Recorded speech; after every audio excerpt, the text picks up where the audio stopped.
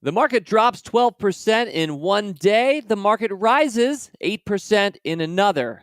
Whole year's worth of returns, up or down, mostly down, of course. Whole year's worth of market returns are happening on a given Monday or Thursday.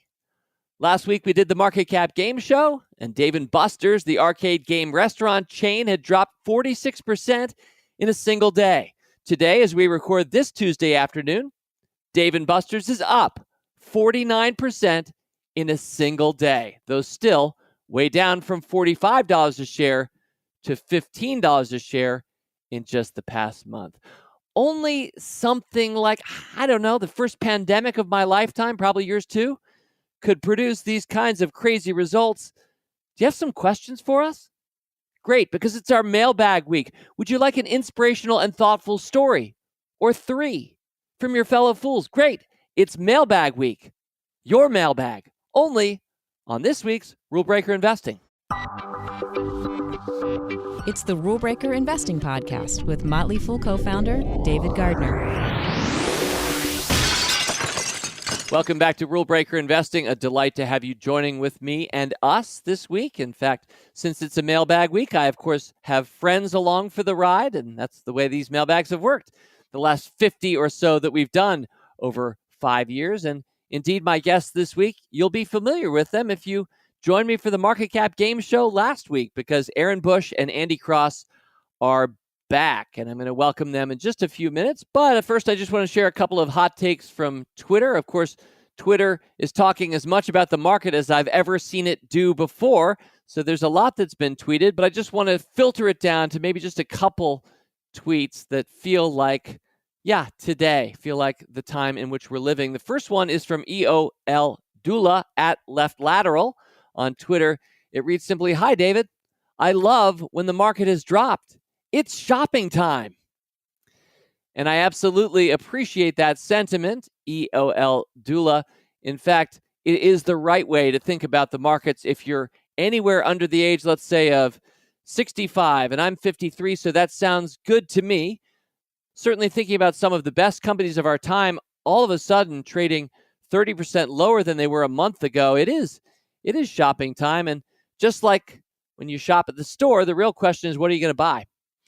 The prices are pretty much set, so the real question is, which company, this one, not that one. And it's been really interesting for me to see some of the separation between companies that can adapt well to the present atmosphere, companies like Zoom or Netflix, versus the ones that don't, restaurants and many other aspects of our society. And one thing's for certain, the first half of the year 2020 is going to have some eye-popping recessionary economic contraction numbers. But the good news, I guess, if there could be any in that environment, is I suspect before too long we'll snap back almost just as hard. So this is a fast, hard, deep dive. Stocks always go down faster than they go up, but they always go up more than they go down. So we're seeing the first part of that line right now, but I suspect before long we'll see the second as well, and things will at some point return to normal. In the meantime, for EOL Dula and his or her ilk, it is shopping time. So if you're a young investor, congratulations. You have much, much cheaper prices to buy the very same companies in many cases. In some cases, companies that are even better than they were a month ago. I mean, you think about Zoom as a company, and you just think about how many people are now using Zoom for free that weren't 3 or 6 months ago, and how generous Zoom has been. It is a free service. How many universities are leaning on this platform all of a sudden to conduct the very serious business of universities? And that's just one example. All civic associations, all kinds of health counseling, and of course, just socializing and getting our work done here at the Motley Fool. Zoom has been incredibly helpful. So you can see, based on what happens, external conditions change, as has been the case for all species biologically on this planet for millions of years. External conditions change. We each need to adapt in order to survive. Sometimes it does feel like we're down at the survival level right now. I'm somebody who likes to spend as much time as I can, I bet you too, at the higher end of Maslow's hierarchy. For those who know this construct, right now a lot of us are quite low and about to go lower, because April's not going to be a pretty month. And I just want to say one more thing about that. I do expect probably to lose people that I know, some people that I love, I don't really know. Who knows what the future has in store? April is going to be a hard month, and probably portions of May. So with my friends who are shortly joining me, we may have some chatter this month. We may laugh here or there because there's some combination of, well, fools should always be laughing. There's always a little gallows humor happening around pandemics as well. But more important, deadly seriously, I hope you're taking good care of yourself and of you and yours.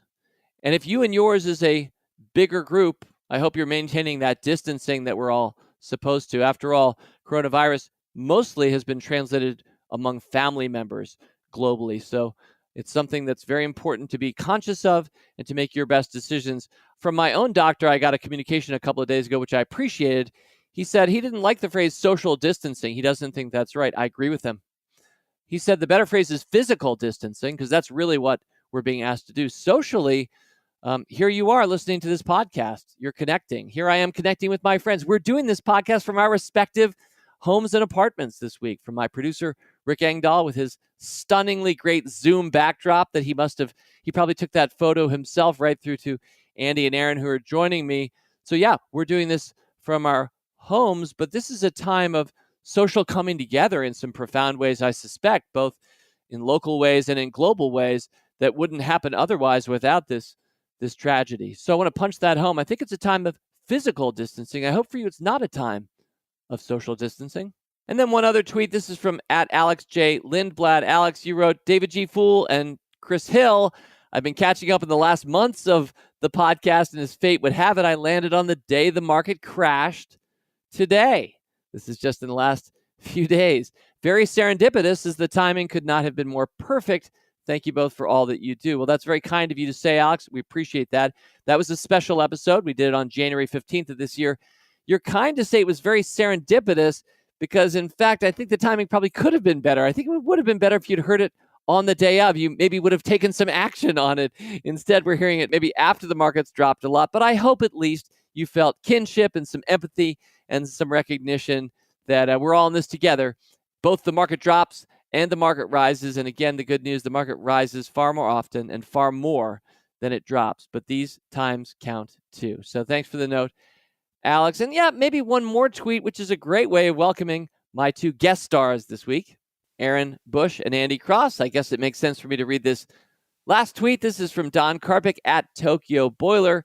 Don writes, @AaronBush100 is an amazing talent at the Market Cap Game Show. By the end of the podcast, I was feeling great empathy for @Andy C. Cross. I would definitely enjoy David G. Fool's role as Alex Trebek. And thank you for that, Don. And yeah, I'm sure glad I don't have to play against Aaron. Andy, you did, and you've lived to tell the tale. Barely, David. I don't know if I've actually lived to tell the tale. If depending on what happens with the Tokyo Olympics, but if they do have the market cap game in the Olympics someday, I hope that Aaron Bush represents the Motley Fool in the market cap Olympics challenge, because he clearly is the reigning champion. Well, last week, my girlfriend said, close your eyes. And so I closed my eyes, and then she was like, what's the market cap of Apple? So I said a number. Then she was like, what color shirt am I wearing? And I couldn't answer. So that is how my brain works. Just because I know market caps, I'm really losing out in a lot of other areas of my life, apparently. Your priorities are set, Aaron. It certainly worked for this podcast, Aaron, and that was a lot of fun. And Andy, you were a great sport, and I would never want to compete against Aaron. Aaron did very graciously afterwards slack me, hey, you read out all kind of stocks that we know. In the previous one, I'd included some stocks that were outside of the Motley Fool coverage universe, where Aaron presumably would be more vulnerable. I was intentionally doing that last time because I felt it's comforting to talk about stocks that we're all talking about and covering during this time where the market's dropping. But little did I expect that Aaron would be ready to just pounce like a jaguar. But Andy, again, you were a very good sport, and you are an amazing investor. That's why I'm having you and Aaron on this week, because I want some kinship. I want to hang out with people that I really respect and hear their viewpoints as well. We've got a lot of mailbag questions. I say, guys, we get started. Let's do it. Go for it. All right, mailbag item number 1. Hi, guys. I hope all's well. What a market. This one comes from JC. Thank you, JC. JC goes on, I know this might not be the most pressing question right now, but I was wondering about your advice on savings rates. I know you say work towards 25%.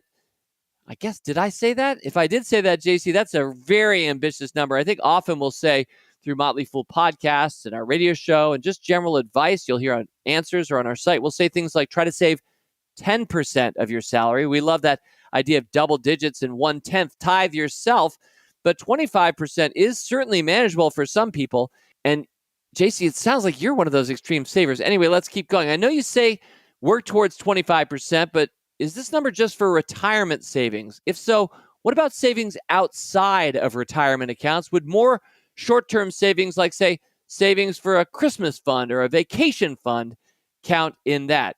JC closes. The reason I ask is I've been looking to get to 25% saved into retirement accounts. I'm close at around 22.5%, but I'm finding it difficult to save money into non-taxable accounts. Any advice would be appreciated. Andy, I'm turning to you. David, I actually think it's a very pressing question, especially in these times when we have to think about savings. We have stocks, as you mentioned, down in very low territories. And so saving for retirement and putting that money away, I think is really important now. So that 25% actually comes from like a Fidelity study. Robert Brokamp, our retirement expert, has talked about this. Somewhere between, it is aggressive, I think, and he's doing great at almost 23%. So I think we like to say if you can get to 15% of your saving of your income into retirement accounts, that's great, and then build that up. Obviously, the earlier you start, the better you're going to be. The later you start, you have to save even more. So that's really, he should really applaud himself for thinking about savings. And that is really for your retirement and your investment accounts, not for your emergency fund. You really should have 3 to 6 months, I think, of emergency capital in case something happens. Again, especially now with your job, depending on what your job is. So I think a savings is very pressing. I really applaud him for thinking about that. Keep plowing away. If you can get to that 25% for your retirement and towards your future, that's really great to keep doing that.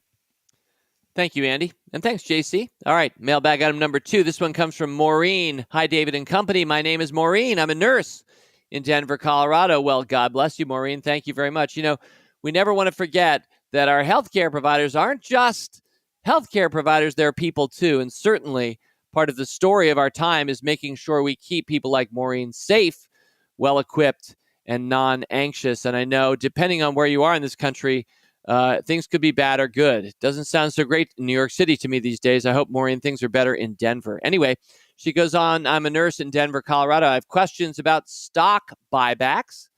There's a lot of talk about businesses needing bailing out and scrutiny into those that have used their excess free cash flow to buy back shares, Aaron and Andy. What are other ways, Maureen writes, companies use their free cash flow to support their business? How might companies be affected if restrictions on buybacks come attached to bailout funds?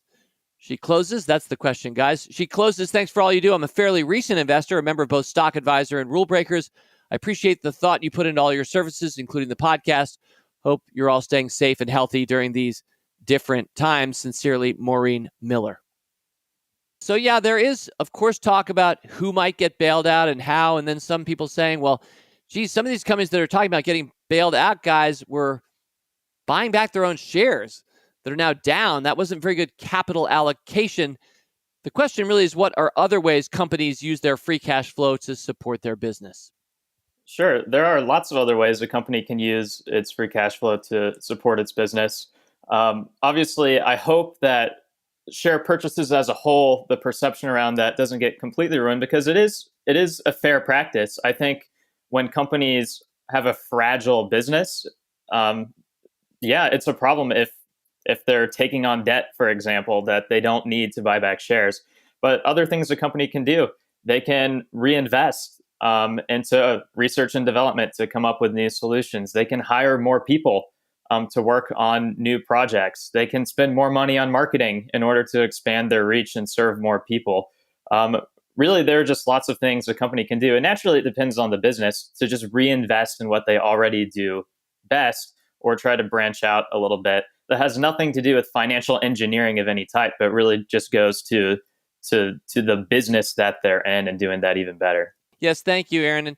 In Andy Cross, we often talk about the companies with the great balance sheets. These are the companies that we often try to recommend in our services. A company like Alphabet has an amazing balance sheet with a lot of cash. Many industries just don't run that way, don't have those kinds of margins. If we think about airlines are kind of lower margin, very heavy equipment, very expensive businesses to run. And if you start not flying your planes and you have a lot of debt, that puts you in a tough position. Andy, what are your thoughts if you could wave your magic wand and bail some companies out, but not all of them?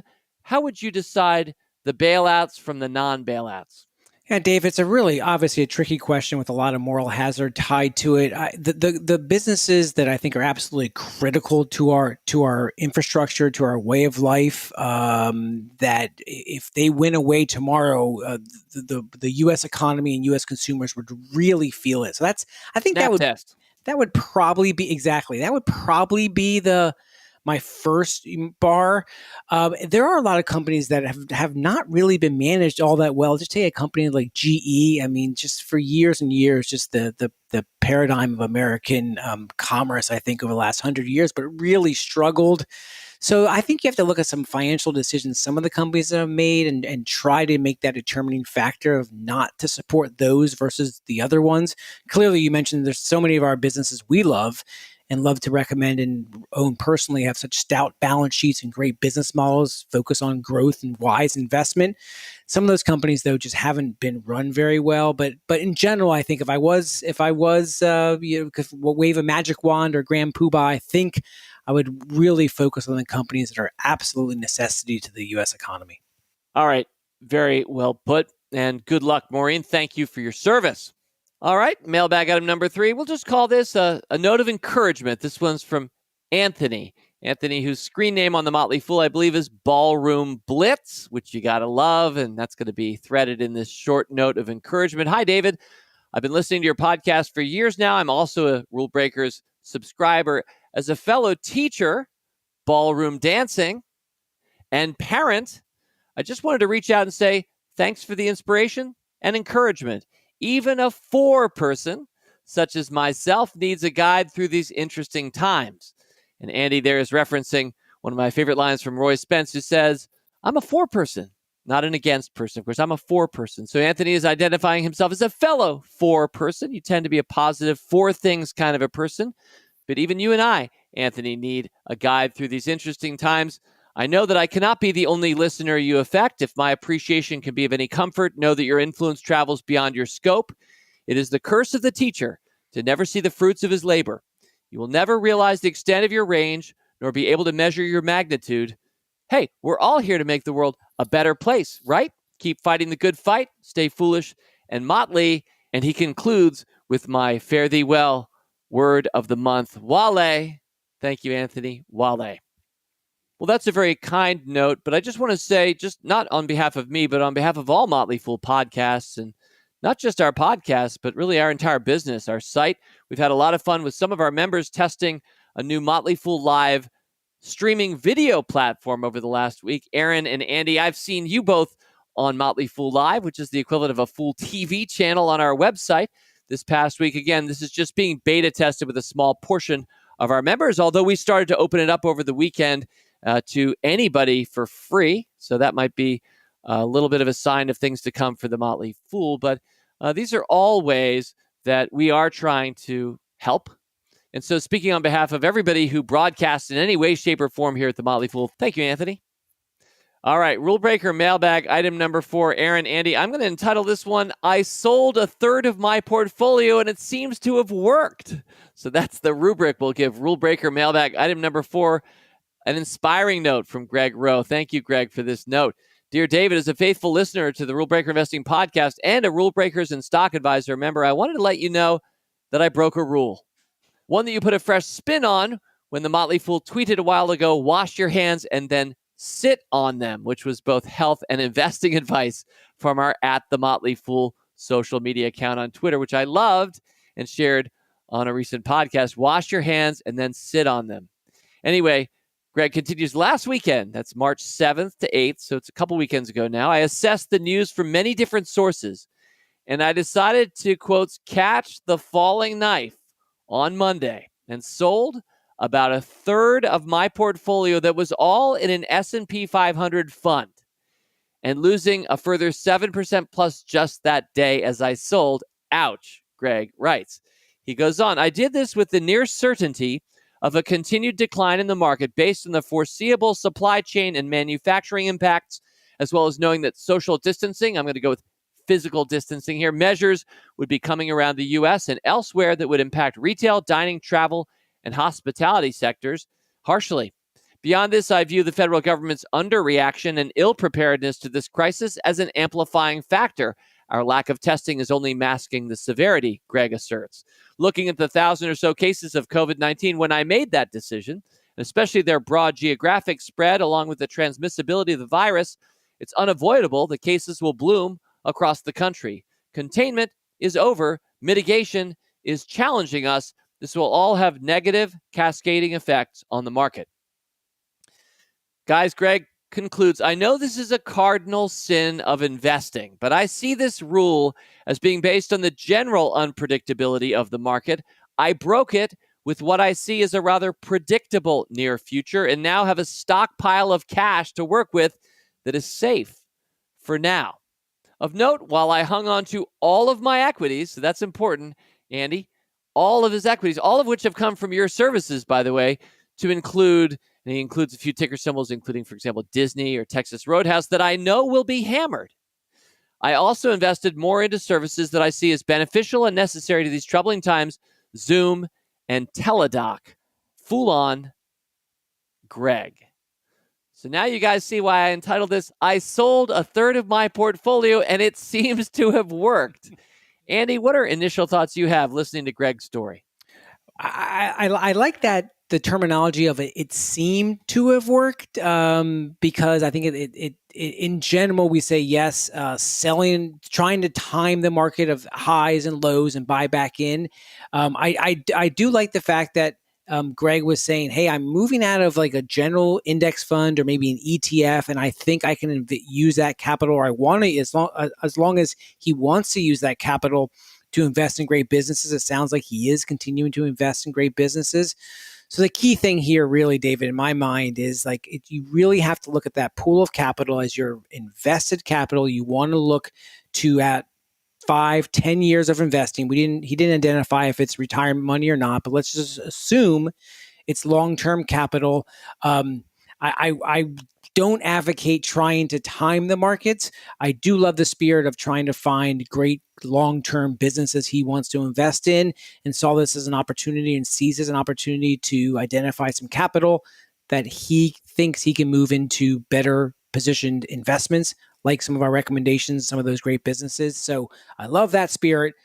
Timing the market, we try to avoid that as much as you can.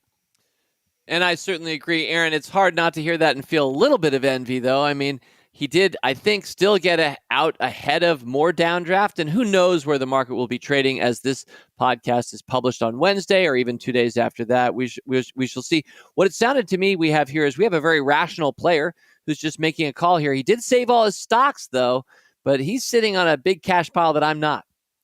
I'm not sitting on a cash pile either. I think that if you want to sell in order to buy things you like better, that's a great plan. But if you are selling in order to have a bunch of cash, not only are you timing the market on when to sell, but you also need to time the market when to get back in. And so you have to be right twice, which is hard. And I've seen a lot of people across our discussion boards or on Zoom talking about how they want to buy back in once things return more to normal, but that's basically admitting that you're going to wait for higher prices, which sounds lowercase f foolish to me. And really, when you zoom out a bit, the market goes up most years, most months, most days. And so you just have to understand that the long-term math of what normally happens is working against you when you're holding cash, especially when the market is already down about 30%. So I definitely lean more in the camp of I'm all in all the time, and I'm always in on my best ideas. And I encourage most people to think that way. Very well put, Aaron. I'm much like you. That's why I can't help but feel a tinge of envy for somebody who may have saved quite a bit. I do like what Greg's done. He's basically exiting his index fund and probably investing in stocks. Now, a lot of people would counsel the opposite. Much of the world thinks that you really shouldn't invest directly in stocks. You should just buy funds. That's obviously not the case on this podcast or so many of our Motley Fool members over the years. And I think we've really demonstrated good reasons as to why it is worth owning stocks directly, not just, as I like to say, mailing it in with the fund. So I'll say this, Greg, I really appreciate just you sharing your perspective. I like to share lots of Motley perspectives on this podcast. We don't toe to a single line of thought or action here, either on this podcast or even at the Motley Fool. We're Motley. And so, Greg, you're part of that, and we wish you the best. Oh, I just heard a little bird in my ear. In fact, it's my producer, Rick Engdahl, surmising with his typical wit, probably rhetorically, is Greg a rule breaker? We'll leave that rhetorical. All right, rule breaker mailbag item number 5. Hi there, David and team, writes Steve Brodeur, a.k.a. Daisy Dad on the Motley Fool forums. I love the whole concept of spiffy pops. I haven't come close to experiencing one yet, but I have more chances every day now that I have some individual companies in my portfolio rather than just mutual funds. Despite having been with the Fool since back when you had paper newsletters delivered by snail mail. Wow, that was quite a long time ago. Steve, thank you. Thank you for being, I think we had about 330 subscribers at our height as a paper newsletter. Our height was the 12th month, the final month when we published it. I think we were topping out about 335 subscribers. We'd added 100 in just a few months before that. And then we thought, maybe we should go online instead of this whole paper newsletter thing. Anyway, thanks, Steve. He goes on, I've only been in individual stocks, though, since mid-2016, so I haven't had the pleasure of a spiffy pop yet. I do have a 2-bagger in Mercado Libre, up 145% since 2016. I also have some laggards that look sad in the current downdraft. How about Kinder Morgan or Redfin? He puts a sad emoji next to those ticker symbols. The only one I've abandoned so far is FireEye. I haven't experienced an unspiffy drop either. I currently have around 8% of my total retirement portfolio in Starshot 2019. That's another Motley Fool service. But here's his question. How many spiffy drops have there been in the Fool recommendation history? Now, I think Steve's asking this because I talk a lot about spiffy pops. I'm not going to redefine the term here. I'm sure we have some new listeners, but just Google spiffy pop if you don't know what the heck we're talking about.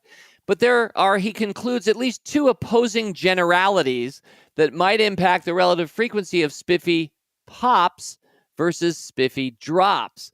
One is that the market goes up more than it goes down, so that would side with spiffy pops. Unfortunately, the other is that the market often goes down a lot faster than it goes up. What can be said about the relative frequency of these 2 events across the Motley Fool history of recommendations? Keep up the good work. Wish I had some dry powder to invest these days. Fool on, Steve Brodeur. Well, let's do some simple math here, shall we, guys? In order to have a spiffy drop, that means your stock dropped more in a single day than you paid for it with your cost basis way back when. So let's give a quick example. If you bought a stock at 25 and the stock had gotten to $75 a share, so it had tripled for you maybe 5 years later, and then let's say last Monday, it went from 75 down to 45 in a single day. You just lost $30 a share on the stock and you only paid $25 a share for it in the first place. That is indeed a spiffy drop. And if you have Googled, dear listeners, our Spiffy Pop page, you'll see we have a section on spiffy drops and other forms of spiffy for people who really want to get into this, like me, for example. But Aaron, Andy, a spiffy drop, here's the good news with spiffy drops. The only way you can really have one is if you've had a great stock, right? Am I missing something mathematically?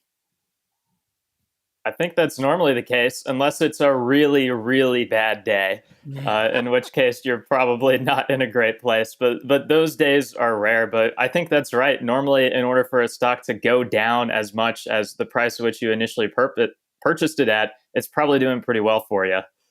So, Aaron, you're saying, for example, that $25 a share stock example, if you just bought the stock and the next day it goes to zero, you experienced a one-of-a-kind, and there'll be one time as well, spiffy drop, but that doesn't happen very often. I don't think it's ever happened to us. I don't think so. It hasn't happened to me, at least, fortunately. So, Andy, the good news is spiffy drops only pop up after probably spiffy pops. And indeed, we've had a lot of spiffy drops in these last couple of weeks. And it's among our stocks that have spiffy popped the most. So I think I'm trying to underline that as the truism here. Do you want to add anything? Well, David, it also gets to your point. I think the terminology you use is stocks maybe go up on an escalator and come down an elevator, some metaphor along those lines. So you could sometimes have a stock that does very, very well. In your example, let's say it goes from 25 to 75. Maybe that takes a long time to do that. And then all of a sudden, very quickly in a day, whack, it just gets hit for a spiffy drop. So that sometimes can be a little bit demoralizing for an investor to feel that. But you have to understand the success to have that is, as Aaron was saying, you need to have that. In your example, a stock has to go up 3 times in value for you to even think about having that spiffy drop. All right. Well put, Andy. Thank you, Aaron. So hope that makes it clear for you, Steve. Spiffy drops are only ever going to show up when you've had an amazing investment. As Andy pointed out, it doesn't feel good when it happens so fast like that. But in our experience, the pops way outnumber the drops. But you got to be ready to take both in life. Will you hang around for one more question, guys? Let's do it. Excellent. On the back half of this week's podcast, I'm going to share the last few mailbag items. They're all stories because I find them pretty inspirational. I love to hear how you, whoever you are, I feel like I'm Mr. Rogers or Romper Room here, Agnes or William. I like to hear how I can see you out there, Andrew. I like to hear your stories of how you invest and how you're thinking about investing and rule breaking during this unusual time. So it's the all stories back half of the podcast here coming up. So this will be the final question. And it's great. Again, thank you, Aaron and Andy, for joining me. This one comes from Robert Scuya. Robert writes, David, first, thanks for the constant education on a broad range of topics, helping me to become smarter, happier, and yes, richer. I started investing when I was 18 years old. I went to a service academy free from tuition, so my parents gave me $2,000 a year to invest into an IRA. At the time, that was the limit. I remember fees to buy the stock were about $35 each. So to keep costs down, I would put all $2,000 into a single stock.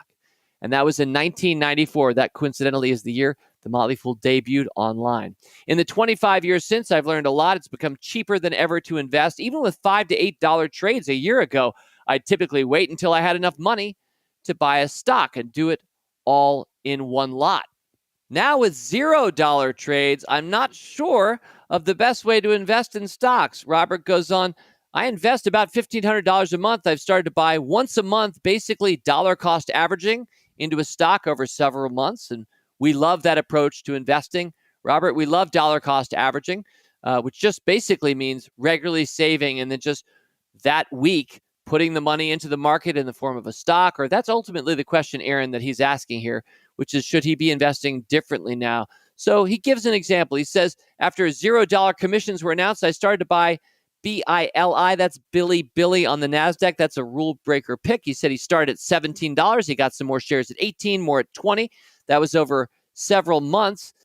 He says, but he currently has a lot of companies that he still wants to buy into. Even currently owning as many as he has, there are at least 5 to 10 he can think of that he'd like to buy shares of now. And I can easily understand that in the present environment. Some people are licking their chops, Robert. So his question is basically, with $0 commissions, is it better to continue doing what he's doing and just buy one new company, Aaron, every few months? Or should he be buying smaller slices of companies each month? Let's say $250 into 6 stocks each month. What are your thoughts? Have $0 commissions changed us into buying baskets of stocks instead of just single shots? Well, I think it certainly makes it easier to, and I really don't think there is a wrong answer here. If you want to own many more stocks, then sure, a basket approach where you buy a little bit less of several of them is a totally valid way to go. If you want to invest in a certain trend or category but aren't sure what are the best 1 or 2 stocks in that category, a basket is right for that. Or if you just want exposure to learn more and then add to your favorite stocks later in time, a basket approach is also good for that. I would say that if you have high conviction, though, in any particular one stock or 2 stocks, it probably is worth forgoing a basket approach at least that month to buy more of what you like most. But even with that, you can change your approach month to month depending on what you see and what you like. And of course, in either approach, hopefully you can add to your winners over time and be flexible in how you think about that. But really, just congrats for starting early, for dollar cost averaging. Being a constant buyer is a great place to be, whether you're buying one stock a month or 5 stocks a month. And I think that as long as you're buying what you like and what you think can win and adding to the winners over time, you're in a great place to be. You know, I did review the 6 traits of a rule breaker investor. In fact, I did it for the fun of it on our new Motley Fool Live platform, TV on our website over the weekend, just a teaching session for some of our members. And I was reminded of trait number 5 of the rule breaker investor, which is max 5% allocation. And that's just our way of saying that I don't think anybody should ever start a new position in a portfolio that's more than 5% of that portfolio. So there is, Andy, there's no right number of stocks for anybody to own. There might be some wrong numbers, like maybe just 1, but I don't think is there any upside in your mind? And in the end, spreading out your bets so that you're well diversified, you can let those positions concentrate over time if you have some winners that drive it up. That's certainly how I invest. But any final thoughts, Andy? No, David, you're right. I think if you are going to manage a concentrated portfolio, you really have to understand those businesses. And I'm talking like just a few stocks. And we for 99.9% of the investors out there, that's not the approach we recommend. We really want you building out a portfolio of 15, 30, maybe even more stocks. Now, I've been adding stocks to my portfolio, new small positions, just like Aaron was saying, and starting those positions out, and then I will add to those as I feel more confident in either the stock price, or that's just how I want to build out my allocation strategy and make sure I'm diversified enough. But you really do want to own many stocks, whether it's in Rule Breakers or Stock Advisor or across our services, and build out your portfolio of diversified great businesses, because it'll just, for most investors out there, it just really helps with our mindset. Well, as I say goodbye to you, gentlemen, it occurs to me to ask, how many stocks do you have? In my portfolios that I manage across my kids' portfolios, I think overall we have about 55 stocks, take it all in all. I would say I probably have around 50 stocks, probably around where you are. Yeah, that's same for me, David. I've been buying stocks for the past couple of weeks and adding new positions to my portfolio. So it's probably right around 50. Huh. So, I mean, I'm surprised that we're all that kind of gravitationally attracted to the number 50. There's no right number for anybody. It just so happens that the 3 fools talking to you right now have fairly similarly allocated portfolios. But, you know, your mileage may vary. Everybody's different. Robert, I hope that was helpful. And thank you for writing in. All right. Well, I want to thank Aaron and Andy again for your time this week. Great to hear from you guys, and stay foolish out there. Thanks, David. Thanks, David. All right, so 6 down and 3 to go. Yep, I wanted to front load with questions, but as I mentioned, I wanted to back load it this week with stories. And I just have 3 great fools writing in with their different perches in the world and their viewpoints. And in particular, I think the first one I find interesting because it comes from a friend of mine, Michael, who lives in Tianjin in China, which is basically a city of about 15 million people. A couple of hours away from Beijing on the coast. It's kind of like if Beijing had been a port city, it would have wanted to be Tianjin. Tianjin is a really important, one of the world's larger ports.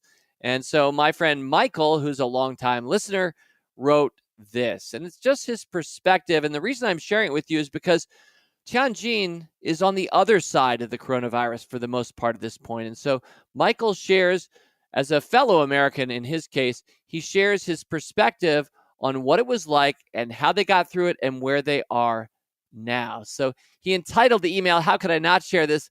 Wale from the Middle Kingdom." And so here comes Michael from Tianjin. And I should mention just before I start this, since time is moving so fast these days, this I received 8 days ago. So I queued it up for the mailbag, but no doubt Tianjin has changed in the last 8 days. I bet wherever you are, whoever you are, dear fellow fool, things have rapidly changed in one way or another in the last 8 days. One can only imagine the next 8 or the 8 after that. So I do feel like time is flying in a way it doesn't normally. So this might be a little dated, but for those of us, at least in the far west of the world, it feels like the future, not the past. So Michael writes, I hope you and your family are well. Unfortunately, I can see the COVID-19 crisis, which we've been dealing with here in China for nearly 2 months, has now found its way to your shores. I appreciated your wash your darn hands encouragement. I've been saying the same thing here for weeks now. It seems folks believe wearing a mask will save them, regardless of what they do with their hands. And that makes no sense to me. Unfortunately, masks here are mandatory in public, and many folks have also taken up wearing goggles and gloves of any variety, dishwashing gloves, disposal gloves, anything. You've probably seen the various reports online, what's been going on in China, but I'll summarize from a man on the ground in a city that had just over 100 cases. That's right, just 100 cases for its population of 15 million. Not bad, Michael goes on, but still scary. Effectively, everything has been shut for 6 weeks, except food distribution points such as grocery stores, convenience stores, and food markets, and also garbage pickup. Restaurants, bars, schools, cinemas, everything shut. Our kids have been doing school remotely now for 6 weeks. Additionally, the government developed a phone app that all people had to download and a barcode system that every business has had to post on their door. Each time a person approaches any business, they scan the code, then have their temperature checked before they can enter. The idea, of course, being that later, if someone turned up sick, the government could quickly backtrack and see where they had been and who else might have been exposed. It makes sense on one level, but I find having my temperature checked and having to scan in multiple places, multiple times a day is annoying and intrusive, but I guess it has worked. The practice was to just assume everyone is sick until proven otherwise and basically be paranoid. Many places like the bank require an appointment a day in advance to be allowed to visit. We've mostly been using grocery delivery for this whole time. The deliveries came to the front of our apartment building, and anything that didn't need to be refrigerated, we left in our entryway or mudroom for a couple days, where we also shed our jackets and outdoor clothes. That room we disinfected regularly. As things start to ramp back up, first week offices in my city are open again, and malls have begun to open, although cinemas remain closed. It's challenging to get everyone through the lines. On my way to the office, I get scanned at the subway entrance. Then as I enter the mall basement to go to my office, scanned again. Then into the office tower itself, scanned again. Out at lunch to buy something, the same. And then on the way home, the reverse. Tiring, but I guess effective. We are at the point now, after having been through this for weeks, that some people are starting to break the rules a bit. Everyone has fatigue from this process. They're holding larger private gatherings. They're sneaking into the closed parks for a walk and carrying their masks instead of wearing them when outside. I can't imagine what will happen if cases start to pop back up again. And now anyone coming in from a foreign country is being put into a hotel for 14-day quarantine at their own cost. The main concern now is the virus coming in from outside China. Loads of teachers who'd been away coming back to China now facing 2 weeks in a local Chinese hotel. Estimates are that even with low air traffic, a few million people may soon be coming back into China and quickly fill up the hotel rooms. That'll be interesting. And maybe from the perspective of the previously empty hotel operators, a good problem to have. We'll see. Michael begins to conclude the government has realized the economy is now in big trouble. They've tried to restart in stages, first get big factories going again, but then realize they need small factories to help supply the big factories. This in turn requires restaurants to feed the workers, etc. It was easy to wave a wand and shut everything down. It's certainly not easy to restart piecemeal because how things are linked is pretty complicated. And office workers at home trying to care for young kids may be working, but they aren't very effective. One way people stayed busy during the shutdown was by logging into our equivalent of the CDC website and checking the daily details of total cases, new cases, recovered, died, serious cases, all updated multiple times a day. And then one could drill down to the province and city, even the district level. The site got more detailed over time with graphs and charts. It's probably the most transparent the government has been with data about bad news. And folks are still skeptical about how true it is. That's the downside of running an authoritarian state. People often don't fully trust the official news. For businesses in the Chamber of Commerce, we've converted to loads of Zoom and Microsoft Teams meetings. That'll certainly help those technologies get wider exposure more quickly. And as things get started back up, one of the busiest places seems to be barber shops.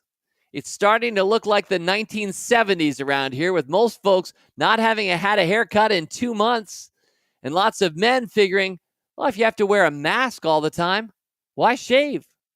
So for all you in the U.S., I say wash your hands, and if you can, get a haircut. If things tighten down there like they did here, you'll be glad you did in a month or so. Be well, Wale, Michael. Well, Michael, I really want to thank you for that perspective. It's kind of an eye-opener for those of us in the West. In our case, anyway, I'm not sure we have many barbershops still open in the greater Washington, D.C. area. Many businesses closing down.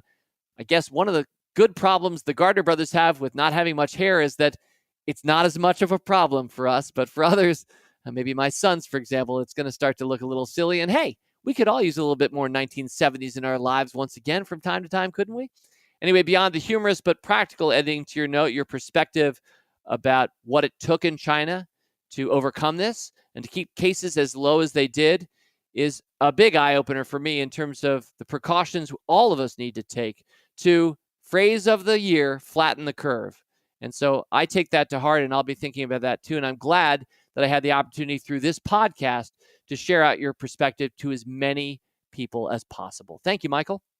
All right. And before I close with our last two stories, I should mention I got a lot more than these, and they were all heartfelt. So one part of me feels bad that I can't share everybody's story, but I feel that way every mailbag. The other part of me thinks we got to keep this show moving and not burden my good producer, Rick Engdahl, with too much content, or you, my listener. I try to bring these in around an hour for mailbags, so we'll see how we do here. But these are great stories. So let me next go to story number 2, Rule Breaker mailbag item number 8. This one comes from Ben Adams. Ben, you wrote, "Hi, David. I hope you and your team are well and keeping safe. I first wrote to you in October 2018. It was featured on the mailbag that month, which was called It's All Treats. October 2018, where Ben was discussing and reflecting on how I've learned to manage my emotions against volatile times. Well, I can't imagine a better time than now to deliver an update." Ben goes on, "I'm a digital designer in England. I'm in my mid-30s, so a millennial, just about. I've been investing for around 8 years. Perhaps optimistically, I still refer to myself as a young investor. In hindsight, I've made some terrible investment decisions, but I've also made some very good ones. Thanks to the Motley Fool, the good ones have vastly outweighed the bad. I've continued to buy and hold throughout this time, adding to winners, not doubling down on losers. But the last 18 months or so had me feeling slightly uneasy. Every commentator going seemed to be warning how expensive the market was. As a long-term investor," and then he stops and says, "No, I'm not going to say it as I don't want a dead arm." And you know I appreciate that, Ben. "I realize it's futile to try and time the market, but a part of me was very aware that I've only ever been investing throughout a historic bull market and that the market was historically expensive. How on earth would I react when a downturn eventually happens? Well, enter coronavirus." Wow, you write, Ben. "When I wrote to you in October 2018, I explained that part of my strategy is to only log into my portfolio account once a week." And now I remember that mailbag item because I always thought that's great. I mean, I don't do that myself. I love to check my portfolio at least once a day, unless I'm out or busy all day. I love just following the game of it. I love the discipline of fellow fools who can just check in once a week or a month. I think we've had somebody write in once who just checks it quarterly, which is amazing to me. Anyway, Ben, rocking the next word. I would say this is more British English, a word that I always love. "Whilst I often checked what the stocks themselves were doing, I insulated myself from the tangible monetary impact in a bid to prevent emotion-based decisions." Well, guess what? As everything began to plummet, I couldn't help myself. I had to check my account multiple times a day. March 9th, my single biggest daily monetary loss ever. I noted the day and the figure down in my investment diary. What a day. Feeling low, I decided to look back through my diary at happier times. Throughout the years, I've simply recorded my portfolio value on a weekly basis every Monday morning. My portfolio value had dropped all the way back to where it was in December 2019. Ben writes, well, that doesn't seem so bad, right? Since then, of course, the fall has worsened. A further drop from here could be massive. We simply don't know. I've continued to check my account on a daily basis, but here's the thing. That feeling of slight unease I had for the last 18 months has given way to a slight feeling of relief. Initially, this confused me. My portfolio is down 30%. I wrote down my thoughts to help, and here's what I came up with. I feel these are conclusions that apply to everyone, but particularly millennials investing their first big drop like me. I hope you can share, and indeed I will. Each one, there are 6 of them, is a short lesson with a bottom line takeaway. Number 1, I have always invested with the intention of not touching my funds for at least a decade or 2. Therefore, I've always made sure I've only invested money I'm willing to lock away for a long time. His bottom line for this one, having an emergency fund means portfolio value doesn't have an immediate impact on the life security of you and your family. And you said bottom line. I'm going to double underline that bottom line, Ben. That's important and well said. And Andy and Aaron spoke to that earlier. Number 2, no one saw this coming. His bottom line on that one, things can change quickly. And before going to number 3, I'll just add, I agree with you. In fact, if you ever use Google Trends, where you can type in any given search term and just see what looks like a stock graph of the popularity of that search over periods of time, check out coronavirus sometime. Just type that into Google Trends. It was basically, as of November 2019, a non-entity on the internet. And within just the last 4 months, it's become among the most searched terms, I believe, in the entire online world. But it was not even putting out any signal, I saw recently, as of November of last year. So I agree, Ben. While Bill Gates and others have spoken to the dangers of a pandemic, no one saw this coming, at least when it did. Your lesson number 3, the same commentators that warned about the market being expensive are now warning about its drop. Ben's bottom line, they're commentators. They don't know what's going to happen, but it's their job to talk about it. It's up to you and me, how much we choose to listen. Lesson number 4, thousands of relatively young investors like me are experiencing our first downturn. It's confusing and scary, but a look at any historical price chart suggests that it too shall pass. Ben's bottom line, this is giving thousands of young investors an invaluable experience in testing our own psychology and discipline. Embrace it, understand it, learn from it. And before going to your last 2, Ben, I just want to opine. I did a media interview with AARP, which is the American Association of Retired Persons, earlier today. And I was talking about the great comfort that especially retired people of all people would know better than anyone else, the great comfort of history. You look at anytime I look at a graph of the stock market of the last 100 years, that is telling us the story of history. And if there have been 18 bear markets, every single one of them went on to become an all-time new high after that. And so it is that magical line that goes from the bottom left to the upper right of history. And this is not fake news, my friends. This is the real deal. That's what the stock market has done. And so I think all of us can take great comfort, millennials or otherwise, in remembering that's how the system works. And I predict it'll continue to work that way. Okay, lessons number 5 and 6. Number 5, buying stocks at the moment feels intuitively like a big risk, but I'm doing it anyway. And Ben's bottom line there, he says, when you have decades of time on your side, conquering the natural urge to cut and run in times like this is vital to your long-term financial success. Your future self will thank you. And number 6, keep notes of everything you're feeling right now. It'll help keep your feet on the ground during the next bull market. And whenever the market drops in the future, you can always look back and see how you got through it last time. Ben's bottom line, keep the faith. He said, I'll end on a final note from the great Dolly Parton, quote, if you want the rainbow, you got to put up with the rain. End quote. Thanks for everything, David and team. Ben Adams. Well, Ben, thank you for that note. Again, just a delight to share back to back with Michael's note from China. These contrast greatly in terms of what you're saying, and yet both of them present such well-worded, thoughtful perspectives that how could I not share these kinds of stories? And finally, story number 3, which is rule breaker mailbag item number 9 this week. And this one comes from Abiritan Susa. And Ubi, thank you. Love this note. Dear David, as I write this note to you, the market just had the worst week since 2008. It wasn't my worst week since then. That happened for me in July of 2013 when I paid an overdraft fee for the first time in my life while I waited for the next paycheck that would save the day. Since then, I've managed to improve my financial experience significantly. And today I can say that I am an investor on my way to financial independence.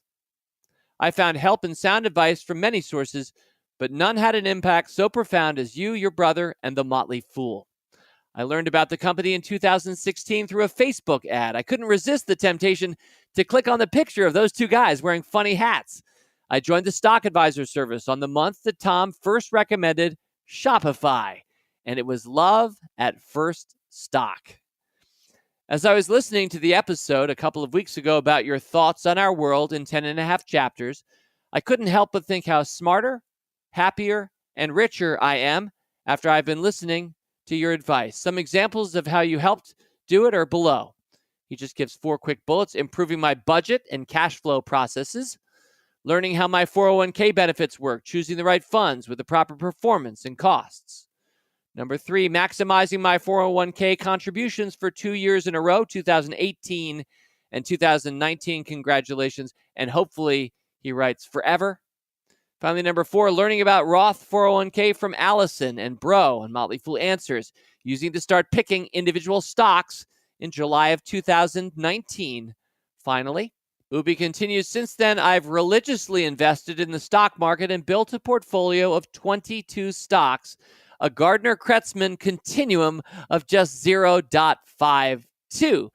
Our goal, and I like how Ubi begins to shift to our and we, which always makes me happy. Our goal is to have a GKC of 2. So what he's saying there is he's in his early 40s. About half of his age is his total number of stocks, but he'd like to have about twice his age in his number of stocks. So there's the math. Of course, the Gardner Kretzmann continuum, one of the creations of this podcast. As of today, Ubi continues, our portfolio is down 17% against an S&P 500 average that's down 21%. He said, I'm tracking my portfolio using the Google Sheets file that your podcast shared some months ago. Despite our current loss, we didn't think once about selling any stock. We won't need the money that is invested in the market for at least the next 15 years. So I know I have the time to watch my investments bounce back and continue to grow, but I'm sticking to the plan and will not use my emergency fund to buy more stocks despite the market sellout. I know your team will continue to give us excellent stock advice, so I don't have a fear of missing out. Talking about fun, my wife and I, and that's the we, and the reason I say I love it when people write we is that we love it here at The Fool when you are making your financial journey, not just you, whoever you are, if you're, let's say, one of 2 spouses or partners, we think it's great to share it with both. Keep everybody in the loop and do it together. Now, not everybody is so motivated or even interested enough, and not everybody would do it very well, probably. So sometimes it can make sense for it to be an I and not a we if you're part of a couple or a team. But I think the more you can put team into this, the better. And that's why I really wanted to close with this note this week, because I love how, as we'll shortly find out, this is a team thing. So Ubi goes on, talking about fun, my wife and I have a little competition at home to spice things up. Gamification is another learning from you. Well, thank you, Ubi. I'm happy to pass that one on. We split the money in 2, and each one chooses the stocks to invest independently. Based on the most recent recommendations from Stock Advisor and Rule Breakers, I became a member in early 2019. Ubi goes on, I was always the finance person in the house, and this little game has helped me get my wife interested in the stock market and finance in general. And what a fast learner. She's 13.6 percentage points above the S&P 500 thanks to Teladoc, which is up 146% over the S&P 500. Also crediting Apple and the trade desk. Ubi goes on, she's killing me, and I'm happy for her. And that's with an exclamation point. I know these are tough times. There's a lot of uncertainty in the future of so many people that will be affected. I feel a lot for them and hope for an efficient response from our authorities and our medical professionals and a fast recovery of our economy. Fortunately, I can continue to work from my home, and no one from my family and friends has been affected so far. Well, God bless. I thank you and the Fool family for all you've done for me and the support you're offering to us members and listeners. I wish you all the best, and long live the Fool. Best regards, Ubi. Well, Ubi, part of the reason I love to share notes like this is because I want my fellow employees to hear that. Yep, some of our employees, we have about 400 or so, actually listen to my podcast, and I hope everybody at our company takes some heart from a note like that. But more importantly, thanks for sharing your own story and helping us see ourselves in various aspects of it and how we can strive harder, aim higher, and do better. I think it's so inspirational that you turned yourself from somebody who was getting an overdraft fee in July of 2013 and 7 years later, even in the face of a bad market, somebody who's standing on much firmer financial legs. I do note I love your postscript. I'll just share that. You say, I just finished reading A Gentleman in Moscow.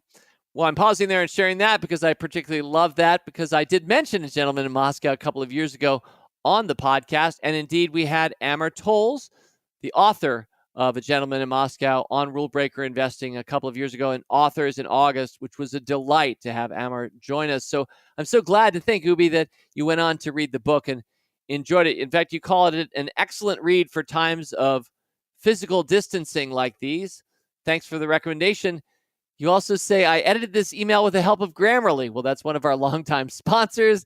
And you close, I'm originally from Brazil. English, not even my first language. My writing has improved a lot after I started to use the app. So thanks again. Well, I would say that was an idiomatically near perfect note. So very well done, Ubi. Congratulations to you and your wife.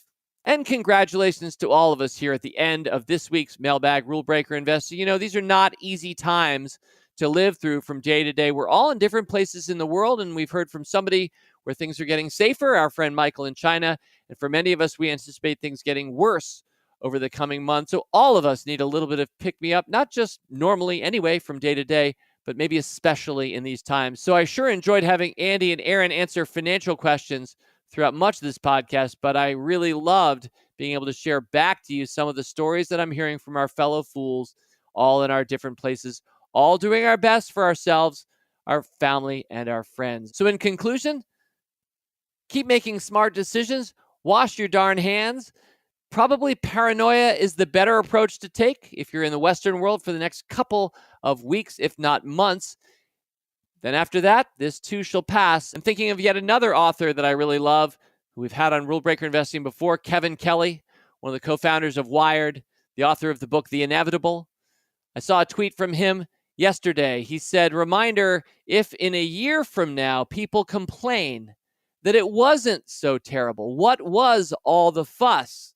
Kevin writes, remember that is a sign of hard work, success, and victory. Fool on. As always, people on this program may have interest in the stocks they talk about, and the Motley Fool may have formal recommendations for or against, so don't buy or sell stocks based solely on what you hear. Learn more about Rule Breaker Investing at rbi.fool.com.